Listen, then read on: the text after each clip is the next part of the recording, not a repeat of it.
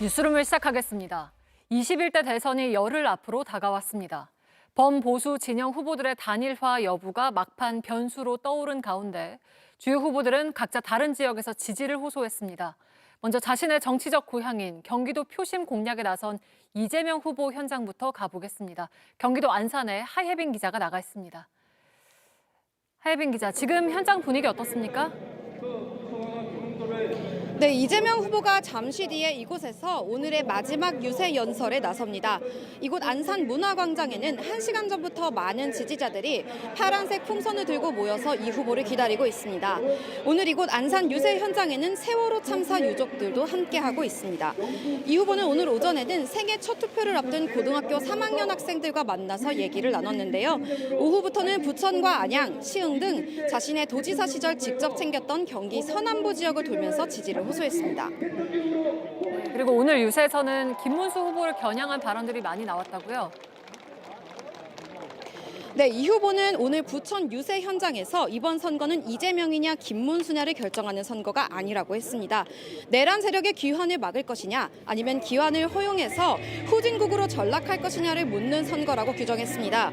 그러면서 12.3 내란 사태와 관련해 내란죄뿐 아니라 외환죄로도 처벌해야 한다고 목소리를 높였는데요. 직접 한번 들어보겠습니다. 북한을 자극을 해가지고 약 올려가지고 국지전이라도 해가지고 개헌 명분 만들려고 자꾸 자극을 하고 압박을 하고 그랬던 거 사실 아닙니까? 또 자신이 대통령이 되면 예측 가능한 안정적인 상황이 되는 만큼 주식시장도 활기를 되찾을 것이라고 했는데요. 이야기도 한번 들어보겠습니다. 제가 그 얘기를 할 수 있어요. 민주당이 6월 3일에 당선이 되면 그냥 놔둬도 주가가 올라갈 거다. 그리고 어제 TV 토론이 치열했는데 토론에 대해서는 어떻게 말했습니까? 네, 이재명 후보는 어제 TV 토론에서 1차 토론에 비해 자세가 다소 공세적으로 바뀌었다는 질문을 받았는데요. 너무 말이 안 되는 질문에는 최소한의 반박을 하는 것이 맞다는 지적이 있었다면서 맞대응을 한 거라고 설명했습니다. 또 이 후보가 과거 부정선거론에 동조했다는 이준석 후보 측의 문제 제기에 대해서도 직접 해명했습니다. 한번 들어보시죠. 당시에 국정원의 댓글 조작을 통한 이제 선거 부정을 제가 주로 얘기했던 것 같고, 당시에 수개표를 해야 되는 거 아니냐, 부정선거를 했다는 게 아니고. 네, 국민의힘은 이 후보의 관련 발언을 고발하겠다는 방침을 밝혔습니다. 지금까지 안산 문화광장에서 JTBC 하예빈입니다. 네, 이번엔 국민의힘 김문수 후보 유세 현장으로 가보겠습니다. 배양진 기자가 나가 있습니다. 자, 배양진 기자, 김문수 후보는 지금 어디에 있습니까? 네, 이곳은 경북 칠곡군 외관역 앞입니다. 김 후보는 이곳에서 방금 마지막 유세를 마치고 떠났습니다. 김 후보 오늘만 경북 지역 6군데를 돌며 집중 유세를 했습니다. 안철수, 양양자 의원 등을 대동해서 지역 공약도 쏟아냈습니다. 한번 들어보시죠. 영주, 봉화, 안동 이 참 어렵거든요. 어떻게 하면 발전되는지 한 말씀 해주세요. 외국 기업들 유치, 그 다음에 또 학교, 병원, 문화시설 이런 것들이 다 제대로 갖춰지면 네, 경북대 국립의대를 설립하겠다, 첨단 산업 클러스터를 들여오겠다 이런 약속도 했고요. 앞서 오전엔 충북 단양 구인사를 찾았는데 이곳에선 이재명 후보 배우자 김혜경 씨를 만나기도 했습니다. 네, 그리고 어제 TV 토론에서 후보들 간의 설전이 이어졌는데 오늘도 이재명 후보를 겨냥한 발언이 나왔다고요? 네, 이재명 후보 고향인 경북 안동을 찾은 김문수 후보, 도포를 두르고 갓도 쓴 채 이재명 후보를 겨냥해서 연설을 했습니다. 들어보시죠. 장가 갔으면은 절대 어디 밖에 가서 총각이라고 하지 마라. 이렇게 배웠는데 제가 총각이라고 하면 안 되겠죠? 결혼을 해가지고 내 총각이라고 말해본 적. 네, 또 이 후보가 방탄조끼를 입고 유세차에 오르는 걸 공격하기도 했습니다. 이 모습도 보시죠.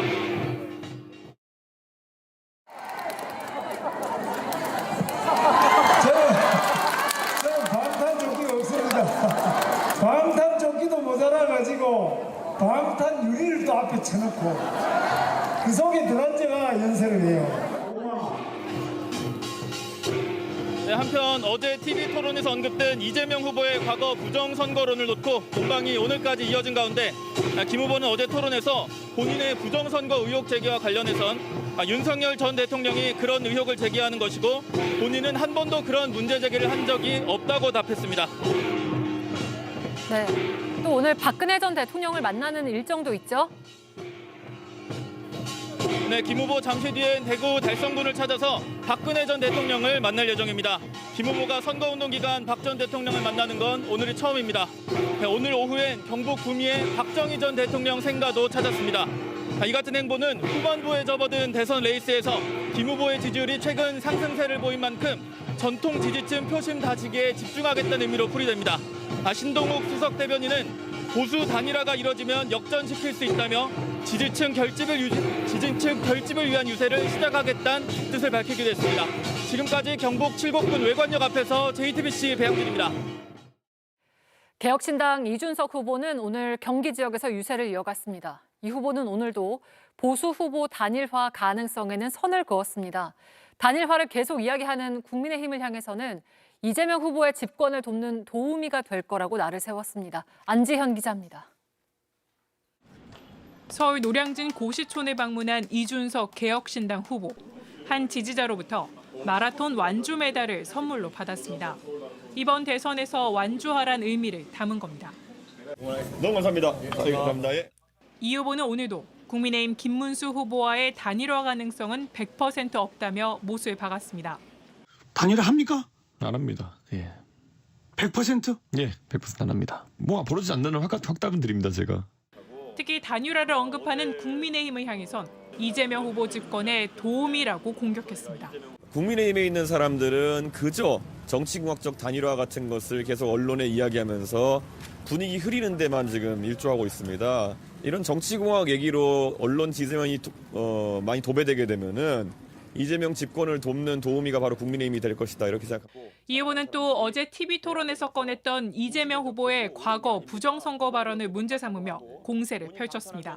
심지어 어제 제가 TV 토론장에서 이재명 후보에게 부정선거 담론에 대해서 말씀하신 것에 대해서 이야기해달라고 했을 때 거짓말로 위기를 모면하라고 했습니다. 부정선거론자 이재명, 당장 국민께 사과하십시오. 이 후보는 이재명 후보가 지자체장을 지낸 경기도 성남과 수원 지역에서 유세를 이어갔습니다. JTBC 안지연입니다. 새로운 여론조사 결과도 공개됐습니다. 민주당 이재명 후보가 여전히 오차범위 밖에서 1위를 달렸는데 서울과 PK 지역 민심이 정반대로 요동친 것으로 나타났습니다. 유선희 기자입니다.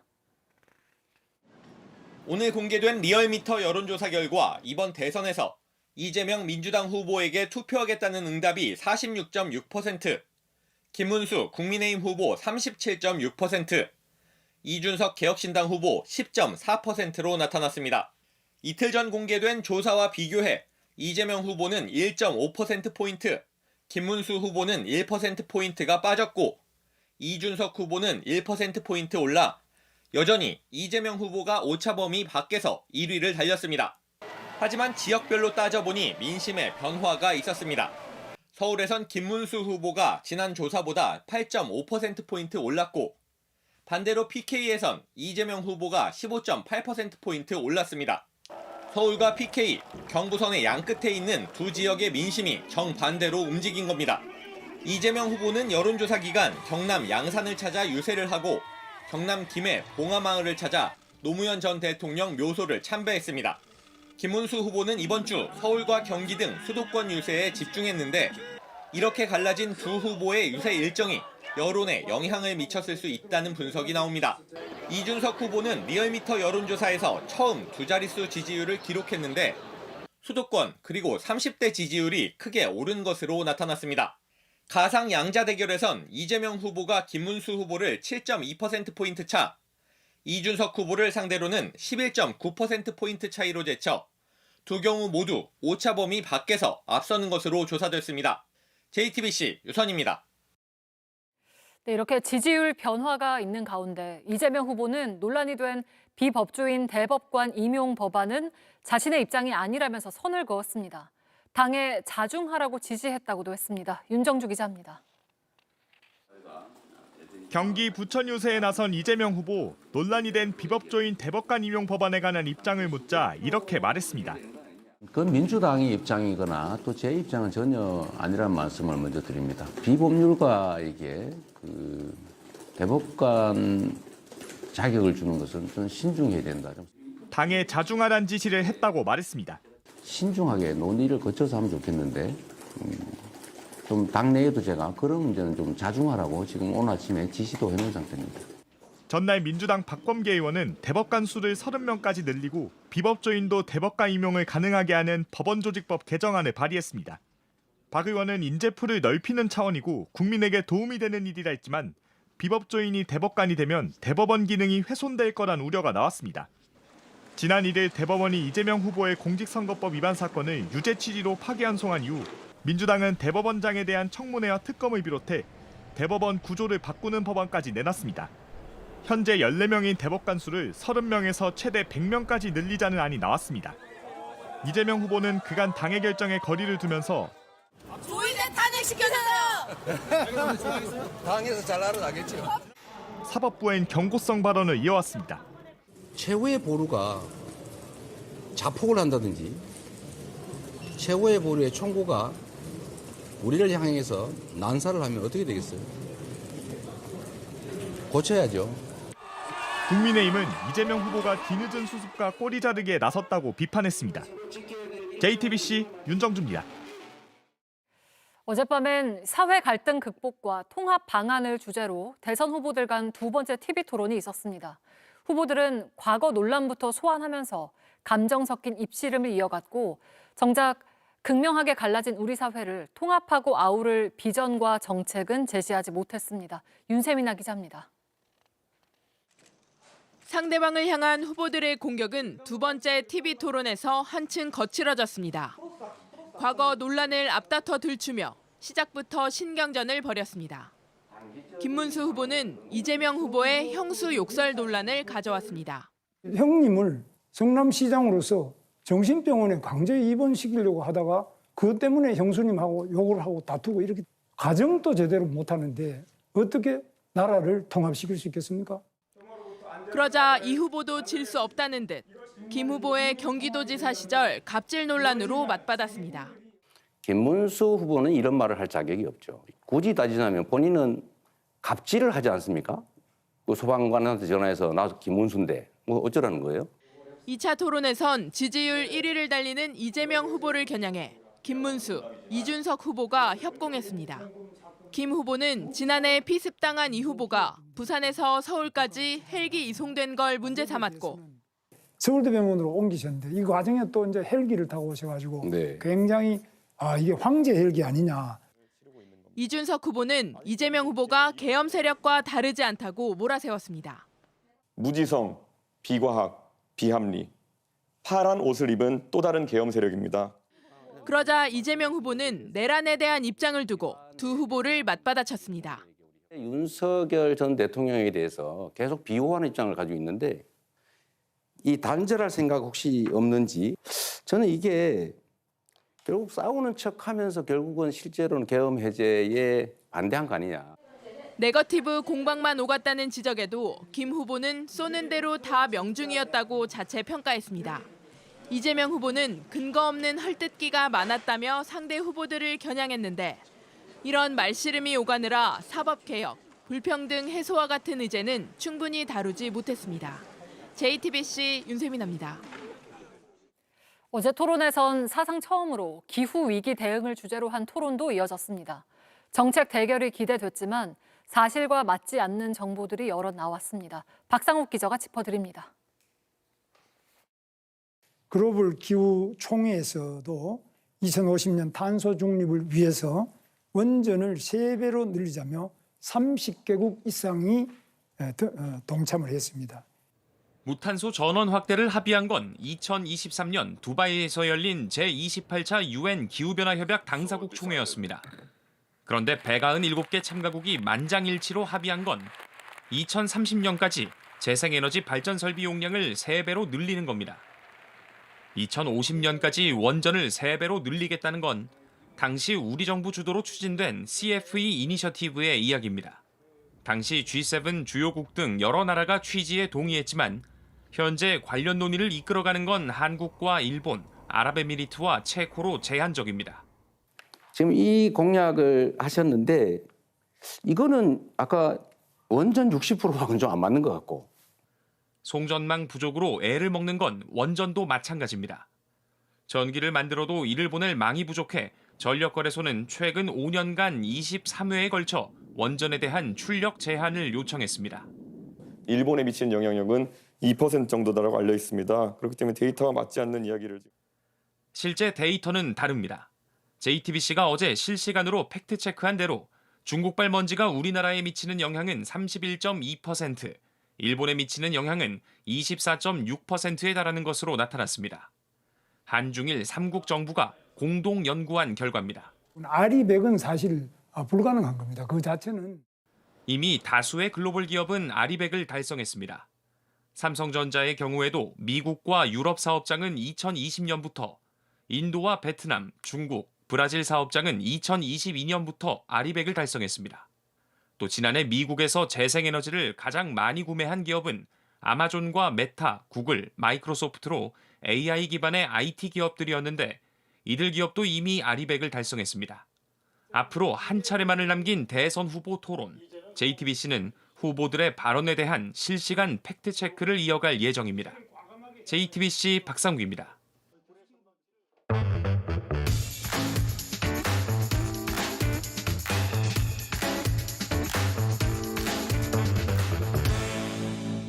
네, 돌비 뉴스 김민광 기자와 함께하겠습니다.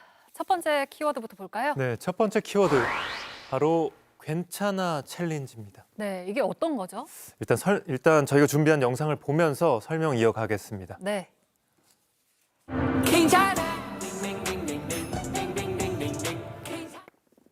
네, 이게 요즘에 유행하는 챌린지라는 거죠? 네, 맞습니다. 요즘 유행하는 챌린지인데 이거를 이재명 후보가 생애 첫 투표를 앞둔 2007년생, 네. 그러니까 고등학교 3학년 학생들을 만난 자리에서 이 챌린지를 선보였습니다. 이재명 후보가 이 춤을 췄다고요? 맞습니다. 직접 한번 보겠습니다. 네. 괜찮아. 딩딩딩딩딩. 괜찮아. 맞아요. 괜찮아. 네. 근데 어제는 민주당 선대위에서 춤 금지령 내리지 않았습니까? 민주당 선대위 관계자 설명으로는 어제는 노무현 전 대통령의 이 서거일이기도해 춤 금지령이 내려진 것이고 네. 오늘부터는 막춤은 자제하되 이 유세 현장에서 율동은 괜찮다 이렇게 설명을 했습니다. 네, 저거 봤을 고3 학생들이 어떻게 느꼈을지 궁금하긴 하네요. 다음 키워드 볼까요? 네, 다음 키워드 관세음보살 점점점입니다. 네, 키워드 보면 뭐 불교 행사 얘기 같네요. 네, 오늘 불교 천태종의 총본산이죠. 이 충북 단양군 구인사에서 상월 원각 대조사 제51주기 열반 대제가 열렸습니다. 그런데 이 자리에 이렇게 김문수 후보 그리고 이재명 후보의 부인이죠. 김혜경 여사가 나란히 한 자리에 앉았습니다. 네, 김문수 후보는 어제 TV토론에서도 김혜경 여사 관련 의혹을 얘기하지 않았습니까? 네, 맞습니다. 일단 그 장면 먼저 보고 오겠습니다. 네.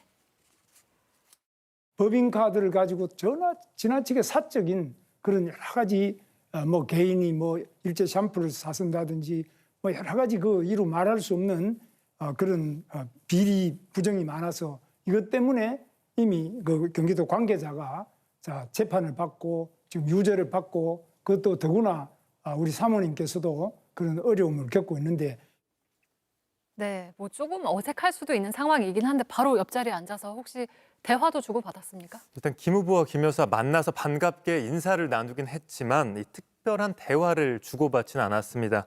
대신 관세음보살을 외며 행사를 지켜봤습니다.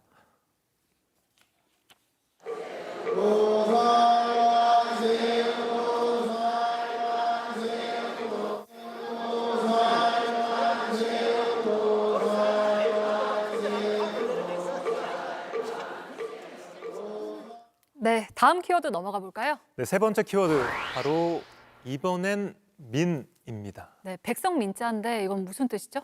네, 어제 이 민주노동당 권영국 후보 토론회에서 왼쪽 손바닥에 이렇게 백성 민자를 새기고 나왔습니다.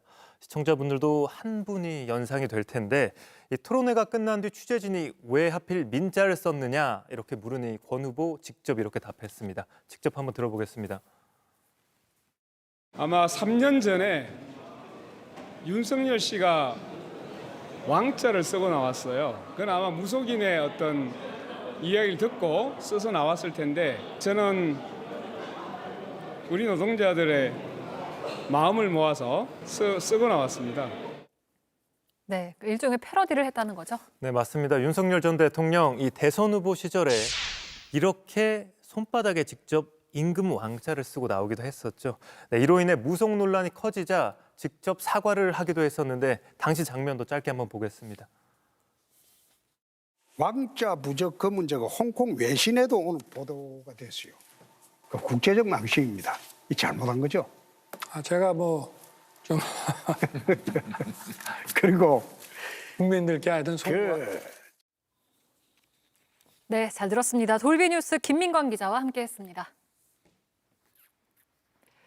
어제 경찰이 경호처 비화폰 서버 기록과 윤석열 전 대통령 휴대전화를 확보했다는 소식 전해드렸습니다. 이번엔 검찰이 재판부에 비화폰 서버에 대한 압수수색 영장을 발부해달라는 의견서를 제출했습니다. 계엄 기간 대통령과 군 지휘부, 국무위원들의 통화 내역이 담긴 비화폰 서버 기록은 내란 혐의의 스모킹건이 될 수 있습니다. 박현주 기자입니다. 수사기관은 여러 차례 압수수색 시도에도 결국 경호처 서버 기록을 확보하지 못한 채 윤석열 전 대통령을 기소했습니다. 재판이 일단 시작되면 새로운 영장 청구는 사실상 불가능합니다. 그런데 어제 경찰이 윤 전 대통령의 비화폰 기록이 담긴 경호처 서버를 확보했다는 소식이 들리면서 검찰도 증거 확보를 위해 방법을 찾고 있습니다. 어제 검찰은 지기현 부장판사가 이끄는 재판부에 경호처 서버 압수수색 영장을 재판부 직권으로 발부해달라는 의견서를 제출했습니다. 경호처 비화폰 서버는 내란 혐의의 결정적 증거가 될 수 있습니다. JTBC는 최근 윤 전 대통령의 경호처 명의 휴대전화 통화 내역을 연속 보도한 바 있습니다. 하지만 경호처 서버에만 기록된 비화 통화는 수사기관도 접근하지 못하고 있었습니다. 경호처 비화폰으로 군 비화폰과 통화하면 기록이 경호처 서버에만 남기 때문에 경호처 기록은 내란 혐의 수사에 중요한 증거입니다. 윤 전 대통령은 계엄 당시 군경지휘관에 비화폰으로 직접 지시를 내렸습니다. 대통령께서 비화폰으로 제게 직접 전화를 하셨습니다. 의결 정족수가 아직 다 안 채워진 것 같다. 빨리 문을 부수고 들어가서 안에 있는 인원들을 끄집어내라. 재판부의 판단에 따라 비상계엄을 둘러싼 구체적 통화 내역이 공개될 수 있게 됐습니다. JTBC 박현주입니다. 미국 국방부가 주한미군 4,500명 감축을 검토하고 있다는 미국 매체의 보도에 대해서 부인하는 입장을 냈습니다. 당장의 논란은 가라앉겠지만 방위비 협상이 시작이 되면 논란이 되살아날 수 있다는 분석도 나옵니다. 김재현 기자입니다. 미국 국방부는 우리 시간 어제 저녁 주한미군을 감축할 것이라는 보도는 사실이 아니다라며 미국은 대한민국 방어에 굳건하게 헌신하고 있다는 입장을 내놨습니다. 하루 전인 22일 미국 월스트리트 저널은 미 국방부가 주한미군 4,500명을 괌 등 인도태평양 다른 지역으로 옮기는 안을 검토 중이라고 보도한 바 있습니다. 현재 병력 28,500명 중 15% 이상을 감축한다는 겁니다.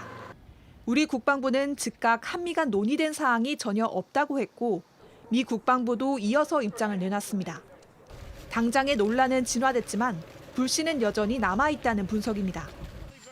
트럼프 일기 때부터 주한미군 감축 논의는 지속적으로 이뤄졌고 최근까지도 트럼프는 해외 주둔 미군의 철수 가능성에 대한 질문에 한국을 콕 집어 언급했습니다.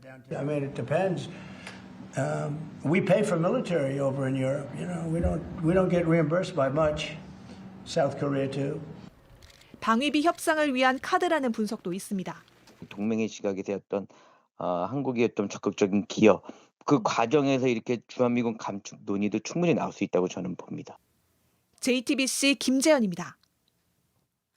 트럼프 미국 대통령이 아이폰을 포함해서 해외에서 생산하는 모든 스마트폰에 최소 25% 관세를 부과하겠다고 했습니다.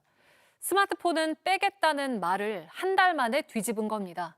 유럽연합에는 50%의 관세를 부과하겠다며 압박주의를 높였습니다. 로스앤젤레스에서 홍지은 특파원입니다. 트럼프 대통령이 미국에서 생산되지 않은 스마트폰에 대해 25%의 고율 관세를 부과하겠다고 경고했습니다. 애플은 물론 삼성전자도 대상으로 콕 집었습니다. It would be more. It would be also Samsung and anybody that makes that product. Otherwise, it wouldn't be fair. So anybody that makes that product, and that'll start on, I guess, the end of June. 지난달까지만 해도 스마트폰과 반도체 등은 상호 관세 부과 대상에서 제외하겠다고 발표했는데 말을 바꾼 겁니다. 현재 아이폰 등 스마트폰 대부분은 중국과 인도에서 생산되고 있습니다. 애플이 아이폰을 미국에서 생산할 경우 가격이 3배 이상 뛸 것이란 전망도 나옵니다. Now, if you are starting to bring back production to the United States, it will mean that the price of making these products increases because wages are higher in the United States than in many other parts of the world. 트럼프는 유럽연합도 겨냥했습니다. 협상이 지지부진한 이후에 50%의 초고율 관세를 다음 달부터 부과하겠다고 했습니다. And I just said it's time that we play the game the way I know how to play the game. I'm not looking for a deal. I mean, we've set the deal. It's at 50%. But again, there is no tariff if they build their plant here. EU는 공산품에 대한 상호 무관세와 미국산 농산물 수입 확대 등을 제안했지만 미국은 시큰둥한 반응입니다. 당장 9일 뒤부터 중국보다 높은 관세가 적용될 수 있는 상황이라 EU는 대응책 마련에 고심하고 있습니다. 한동안 잠잠하던 트럼프 대통령이 다시 압박 전략에 나서며 글로벌 무역 질서가 다시 흔들리고 있습니다. 로스앤젤레스에서 JTBC 홍지은입니다. 네, 오늘도 그랬고 요즘 주말마다 비가 오고 있죠. 경기 침체로 사람들의 지갑이 쉽게 열리지 않고 있는데 날씨도 도와주지 않으면서 자영업자들 한숨이 깊습니다. 박소영 기자입니다.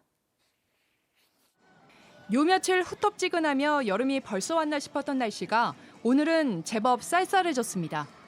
오락가락한 주말 날씨 탓에 야외 약속 잡기가 쉽지 않습니다. 아침에 되게 비도 오고 좀 흐리더라고요. 그래서 약속을 어떻게 취소해야 되나. 주말만 되면 막 흐리기도 하고 뭐 나가기가 조금 애매하긴 하죠.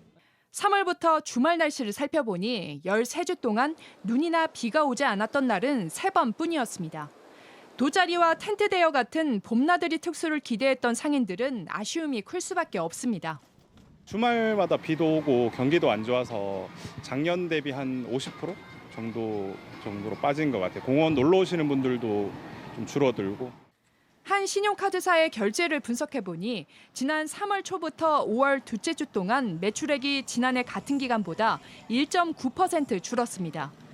특히 놀이공원에서 가장 크게 줄었습니다. 비가 와서 실내로 발길을 돌렸나 싶었는데 영화관과 연극, 미술관 역시 매출이 떨어진 건 마찬가지였습니다.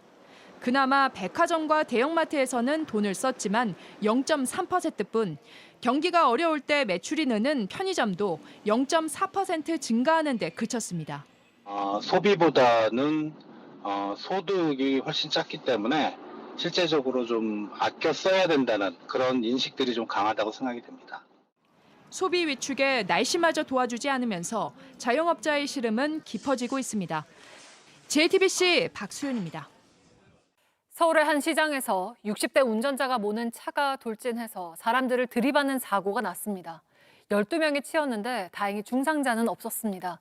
운전자는 급발진을 주장하고 있습니다. 오원석 기자입니다. 시장 입구 사거리에서 회색 승용차가 천천히 출발합니다. 위쪽 큰 길로 빠져나가려는 듯 하더니 벼랑간 속도를 올려 과일 가게로 돌진합니다. 과일을 고르던 사람들과 보행자들은 갑작스러운 차량 돌진에 속수무책이었습니다. 주차돼 있던 차량에 오른 운전자는 운전대를 오른쪽으로 꺾어 이곳에서 사람들과 충돌했습니다.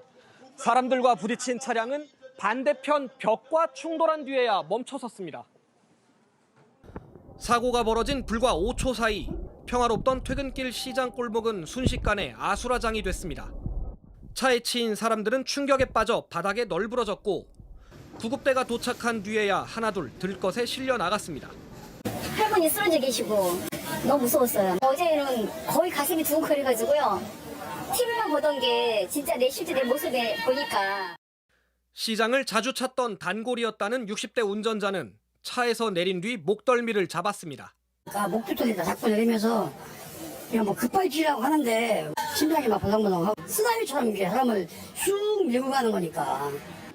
이 사고로 다행히 중상을 입은 사람은 없었지만 모두 12명이 다쳤습니다. 운전자는 술에 취하거나 마약을 투약한 건 아닌 것으로 조사됐습니다. 운전자는 급발진이었다고 주장하고 있습니다. JTBC 오원석입니다.